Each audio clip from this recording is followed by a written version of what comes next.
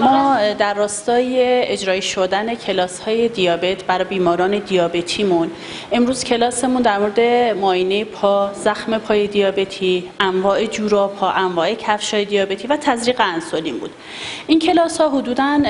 1 ساله که برگزار میشه و هر دفعه ما بیمارانمون تشریف میارن اینجا، تماس میگیریم باشون، میان و کلاس‌های 20 نفره برای بیماران میذاریم و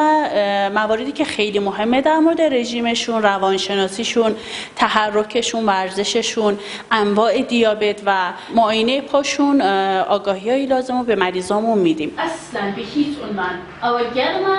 عصبی لقی انگو ضعیفه به هیچ عنوان او کاری نبی انجام دن لبیر من نعتی قد لبیر من نعتی علیدانی ام دو جلسه دیمیره زور شتی فیر بوما زور لمال راحت دکم لباره کوشی گوروی خواردنم حبم حمام لاغتصور کردنم همش تکم دا زور آگاهی میه. تاولی دکم پیش آوی که آوی لیدم تاولی دکم برزستانیا جولیا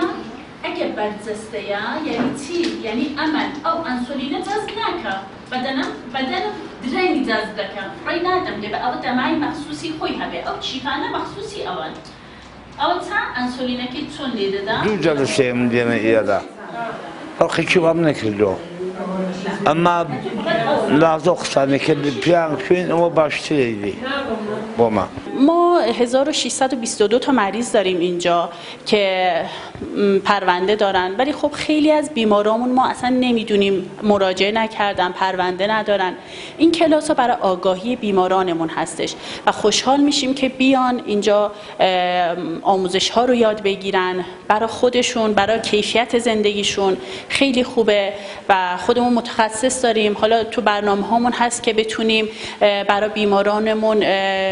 ویزیت متخصص هامون رو بتونیم، متخصص داخلیمون رو البته، یا متخصص قلب، متخصص چشم، هم ویزیت های دوره ایشون رو براشون بتونیم انجام بدیم که بدون اینکه تو نوبت وایسن، اذیت بشن، اینا بتونن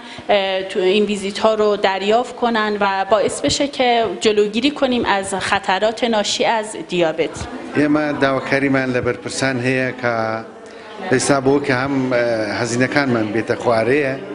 هەم ڕاحەتر بتوانین بێستا دەسترسی پەیدا بکەین بە دکتۆری متخەسیسمان هەلومەرجە گیاکارێکمان بکەن کامە وەک نەخۆشە عادیەکانی دیکە نەبین بتوانین نەتوانین نۆبە بگرینەوە گرفتار بین لێرە چونکە ئێمە نەخۆشەکەمان بێستا نەخۆشەکی هەمیشەجی وەک نەخۆشەی سەرماخوردەجیە نەخۆشەکی